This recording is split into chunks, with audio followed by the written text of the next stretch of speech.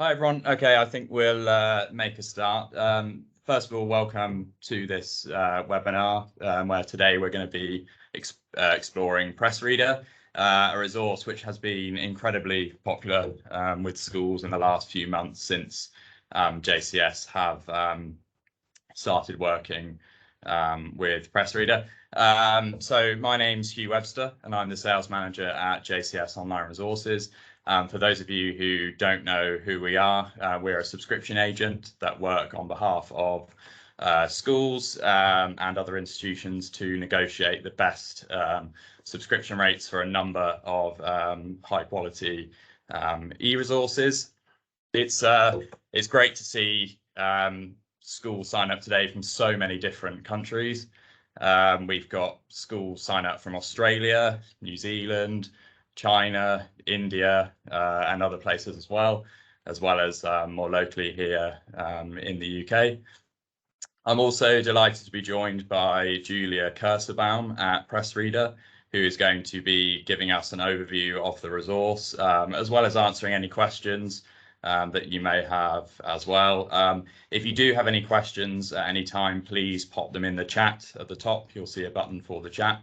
And we'll answer as many as we can. If your question doesn't get round to being answered live, we will respond by email. And also, please do stick around for the end as well, where we'll be giving details of how you can get hold of a complimentary trial for your school. Okay, I'm going to pass over to Julia now to introduce herself and take you through the PressReader platform. So Julia, if you would like to share your screen. I'll just turn on my camera real quick and say hello. Nice to meet you. Thank you for hosting this webinar. It's a pleasure to be here. I'm going to start sharing my screen now. Here we go. And I hope that works and you can all see my screen. So today's webinar is on PressReader, and it's my pleasure to introduce you to the platform. We'll take a look at two different platforms today. I'll try and keep it short and brief, not too brief, hopefully, but so that we have enough time to answer any questions that come up. So the first platform we're going to look at is PressReader.com, where you can find our content, so we take a bit of a look into how the platform works and what you can do with it. And the second thing we're going to look at is, for the librarians on this call, we're going to look at the analysis platform that we do give simultaneously to access to our platform. And that helps you evaluate how it's being used and all that. So to start with, we start at our welcome screen. As you can see, the welcome screen right now, because it's kind of mine, it's modified for PressReader, but it can be modified for your institution as well. So you could have your logo up here. You can change this text. A lot of our customers like to make sure that their readers understand that this service is not free, but that it's actually being paid for by the institution. So they like to leave kind of a sponsorship message right here, and we can do that. You find a carousel of 20 titles down here. By default, they're the titles that have been used most from your hotspot. We can select, or you can select 20 titles that you kind of want to put on the forefront, and we can fix them to this carousel. We also have an additional feature that is called self-pub, which means you can publish your own content on the platform. Will only be available within your hotspot or your range, so other PressReader readers won't see your content. Our customers like to use that as kind of another channel to distribute information to their users. So you could find newsletters or yearly reports or an event schedule And if you have that, you can kind of digitize it, put it on the platform, and make it available to your students or to your faculty or to whomever. It's just another way to make not reading something maybe a bit more difficult. So if we took the welcome message away, we end up at the catalog section. As you can see, our catalog is designed to kind of reflect what I, as a user, usually read. So we find my publications, we find featured and recently read. Again, these will be the titles that from your hotspot are being read the most. We go a bit further down, we find our portfolio kind of divided into newspapers and magazines. We do have the option to filter these. So our content right now is about 7,000 titles from about 120 countries and in about 63 languages right now. So it's a lot. If you want to look at newspapers or content from a specific country, you could do that by just ticking one of these boxes. For people like myself, so I never go by country, I always go by language. So by nature, I'm a German speaker. I don't want to look at just German content, but I also want to include Austria and Switzerland, and I can do that by just going by languages instead of going by a country. That obviously applies to English just as well. If we go down a bit further, we find the different categories. So we basically have content in any subject that you could think of. What our customers like to read is, for example, the business section. You find journals like Foreign Affairs, Bloomberg, or World Crunch in here. So a lot of variety when it comes to business and current affairs. But we also have content in, as you saw, categories like sports or animals or music. So a very wide variety for people to choose from. So let's take a look into one of the publications. Let's go with The Guardian for now. If we select a publication, we end up on kind of an introduction or home screen for that publication. So if we didn't want to read today's newspaper, but maybe the newspaper of last week, we can just use this little calendar function, go back in time, and just read yesterday's newspaper or the newspaper from last week. If we take a look into the publication itself, we do have two different options of looking at the content. So the first option that you're presented with is this very newspapery feel. So it looks like a newspaper. You have all the images and all the graphs. If we go deeper, let's say we want to look at a specific article, we can switch into text view. That allows us to look at a bit of a more simplified or maybe structured article. So you still have kind of the same setting of an article, you still have the images, but it might make it a bit easier to read. What makes our platform special, hopefully, to us at least, and hopefully to you, is how you can interact with it. So I am on this article and I could post a comment on this article. The comment would be posted under my name. It wouldn't signify what institution I'm from. So there's a bit of GDPR security there. But if I wanted to interact with maybe other readers from other parts of the world on this article, or maybe readers from my institution, I could leave a comment here and comment on the article or on the content of the article. We do have the option of having this article read to us. I have to say the voice is still a bit automated, but if you theoretically, I could maybe read an article in French and then I could have it being read to me, and I would understand how to correctly pronounce the words. I think that's quite useful if you're trying to learn a language, and there's still this barrier of just not being sure how to pronounce specific words. We do have a share feature. If you share an article out of PressReader, you will share the complete article.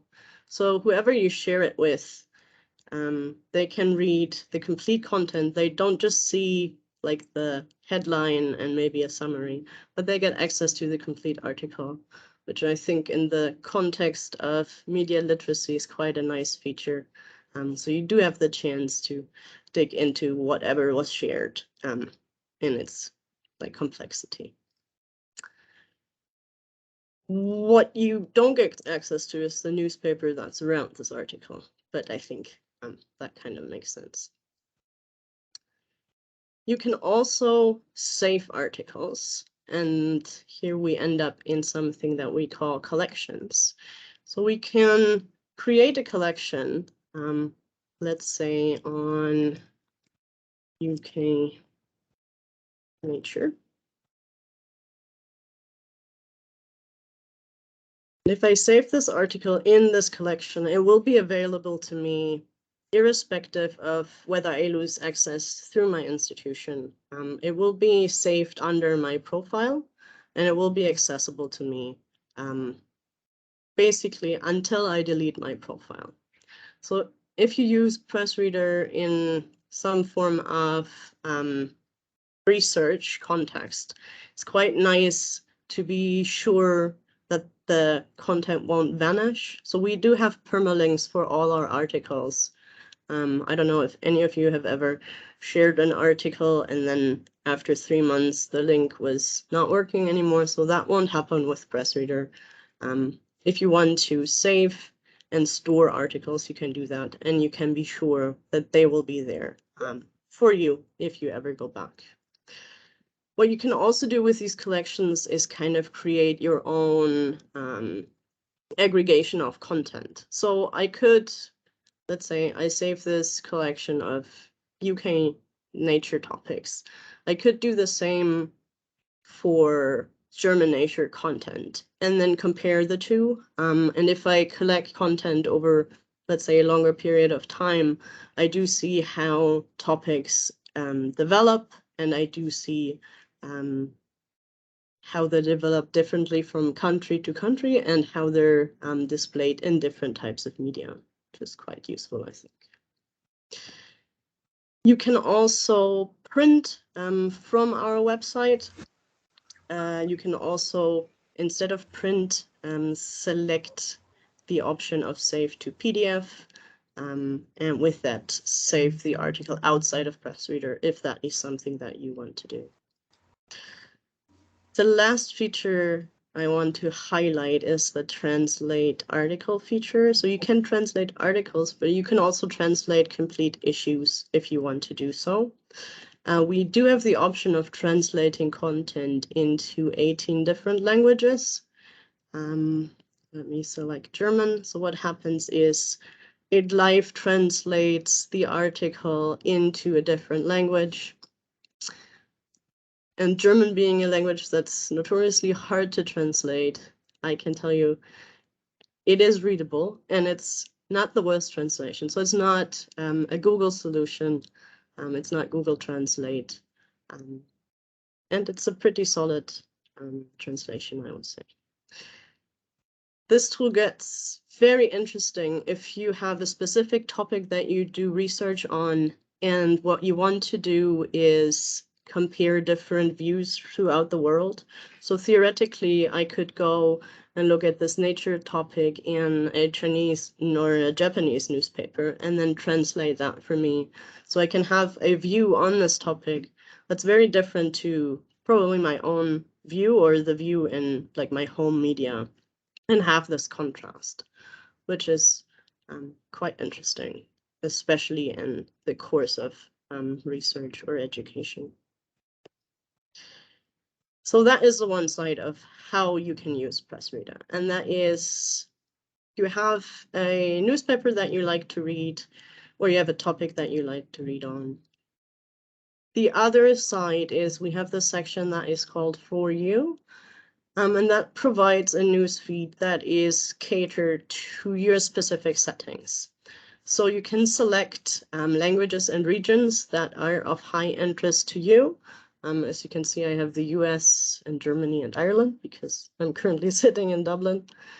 You can select publications that you trust or that you follow regularly. You can also select sections from these newspapers. You can select specific topics that are of interest to you. And then out of the combinations of these, PressReader will kind of aggregate and combine a news feed that is especially for you, and that fits kind of your topics of interest. So it's a bit of a different way of reading, and that totally depends on what the users like. The last thing I want to dig into is our search function. So we have the option of just searching for a title. So let's say we search for a specific title, we can move there pretty quickly. But we also offer a full text search, and that is pretty neat, especially if you use PressReader in this course of doing research, or you have this very specific topic that you're interested in.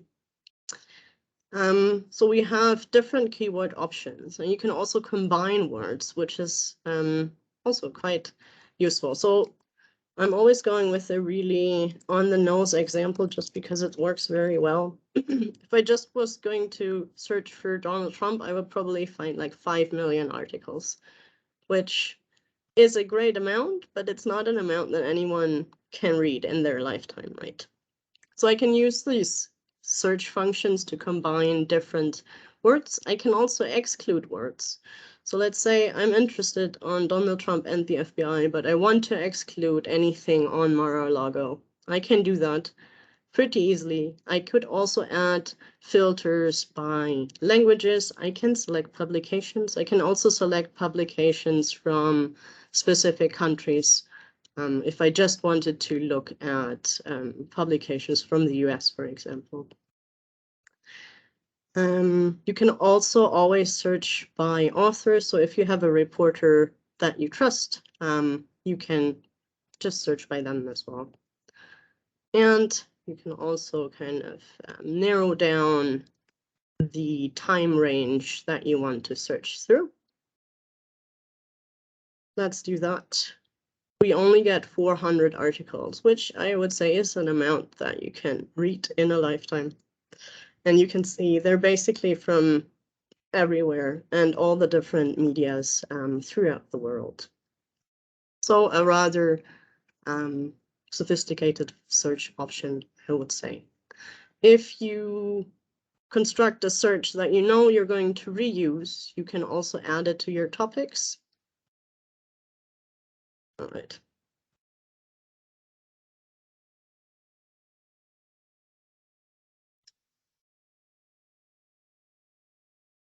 Let's do that. This search then ends up in your personal newsfeed, and you don't have to enter the same search again, but you can just go to your newsfeed and find your search right there. So it's going to get updated every day with new content coming in. As we are short on time, I don't want to rush, but I want to show you the other platform as well. So leaving PressReader.com and going to the analytics platform that we do provide as well. So what we look at, and as a spoiler, we will have counter reports live on this platform early next year. Right now, we look at the PressReader metrics. They're a bit different from counter report metrics, but you can see information on how many articles were opened by how many users in how many sessions, how many issues of newspapers or magazines were read. You can also see the average length of your reader reading, which is quite interesting, I would say, and 60 minutes is quite long. to this data, so right now we're comparing 2 months. We're comparing October and November for this customer. You can change that. You can compare years or weeks or days. You can also apply filters. So if you want to see how do my readers read, do they use the app? Do they use the web application? Are they creating their own profiles, or are they reading anonymously? What kind of languages do they read? And down here, you also find the newspapers that they are consuming. So rather specific information. We also have this information in kind of a different light, and that is what topics or subjects does the audience consume? This comes in the form of a tree map. So if we, for example, look into business content that was read, we can click into that. And we get information on what type of business content was consumed. For people who were interested in personal finances, they were interested in savings. And according to how deep we move, the list of publications that this data comes from also changes. And I will stop right now because I think I'm going to go back to you. And Okay. Thank you so much, Julia, for that. If any other schools or online want to sort of more in-depth demo, one-to-one demo then of PressReader, then please do let us know, drop us an email, and we'd be happy to and schedule that sort of at your convenience. We'll now review any questions, and as I said at the start, if you do have questions, there is still a little bit of time to get those answered, so please do type into the chat. I think we had a question earlier from Lara. So Julia, I'm sure this is one you can answer. So Lara's asking, does the article get read in French or English? Because when I tried, it was in English. sorry? Does the article get read in French or English? Because when I tried it, it was in English, the translation. It's being read in the original language. So theoretically, if you were interested in, let's say, a article from Le Figaro, you could look at the translation in English, but have it read to you in French. And then you would kind of see how it's being pronounced as opposed to what the translation might say. Or you read the article in French and learn how to pronounce French. As you can see, is something I struggle with. Okay. We've not got any more questions. I don't know, Julia, was there any other parts of the platform you wanted to go over that perhaps you... Oh, sorry, sorry, we've got another question. How do all your users access PressReader? I think that's about access options for PressReader. Julia, is that something you're happy to go over quickly, all the different access methods? Sure. So our default access method is IP. We do have off-site options. We do provide, for example, single sign-on options like Shibboleth or Open Athens.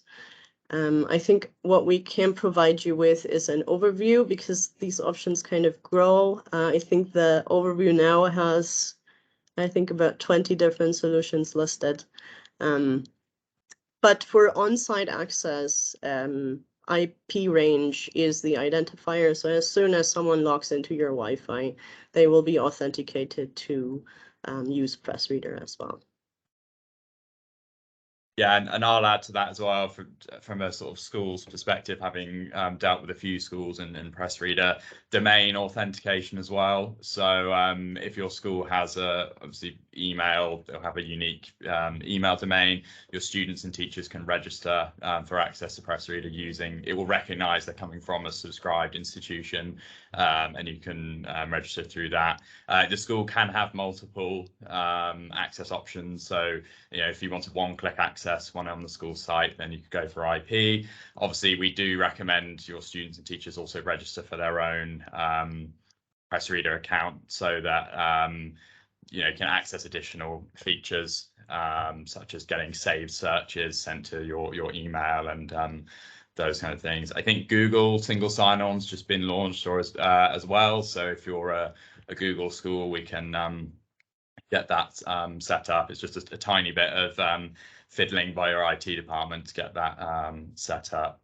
Yes. So another question just coming in about parents access. So yes, a subscription would allow access to your students, teachers, and parents as well with PressReader.